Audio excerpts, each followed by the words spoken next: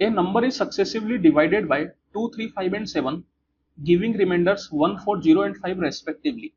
If the same number is successively divided by 7, 5, 3 and 2, what is the sum of the remainders?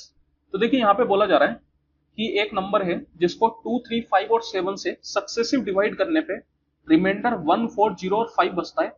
तो अगर same number को मैं 7, 5, 3 और 2 से डिवाइड करूं तो उनके जो रिमाइंडर बचेंगे उनका सम क्या होगा। तो यहाँ पर आप देखिए सक्सेसिव डिवाइड का डायरेक्ट एक ट्रिक होता है। जैसे कि यहाँ पर जो आपको नंबर दे रखे हैं जिससे अपन डिवाइड कर रहे हैं, सबसे पहले उनको लिख लीजिए और आपको ऑर्डर चेंज नहीं करना। अगर ये 2, 3, 5, 7 लिखा हुआ है तो सेम ऑर्डर में लिखना है। फिर इसके नीचे इनके रिमाइंडर्स लिख लीजिए 1, 4, 0, 5। तो अब आप यहाँ पे देखिए जो नंबर अपन को फाइंड आउट करना है, मतलब जिसको 2, 3, 5, 7 से डिवाइड करने पे रिमाइंडर 1, 4, 0, 5 बचेगा, उसके लिए अपन यहाँ पे क्या करेंगे, ये 7 को तो छोड़ दीजिए, ये जो 5 है इसको लिख लीजिए। फिर ये 5 इंटू 5 25, 25 प्लस 0 तो कितना आ जाएगा 25 आ जाएगा। फिर 25 इंटू 3 75 और 75 प्लस 4 दैट इज 79। फिर 79 इंटू 2 दैट इज आपके पास आ जाएगा 158 और 158 प्लस 1 तो कितना आ जाएगा 159।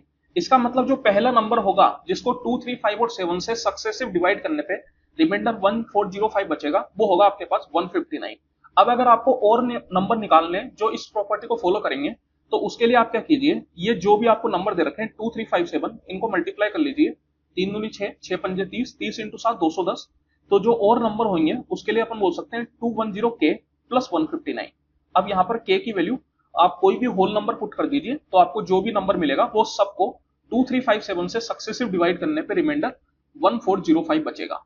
अब यहाँ पर अपन से बोला जा रहा है कि अगर मैं इस 159 ले लेता हूं, जैसे यहाँ पे मैंने k की वैल्यू 0 ले ली क्योंकि बड़ा नंबर लेने से कोई फायदा नहीं है, ज्यादा अपन को डिवाइड करना पड़ेगा। तो यहाँ पे मैं बोल सकता हूँ कि 159 को 7532 से डिवाइड करने पे क्या रिमाइंडर बचेगा उनका सम अपन से पूछ रहा है।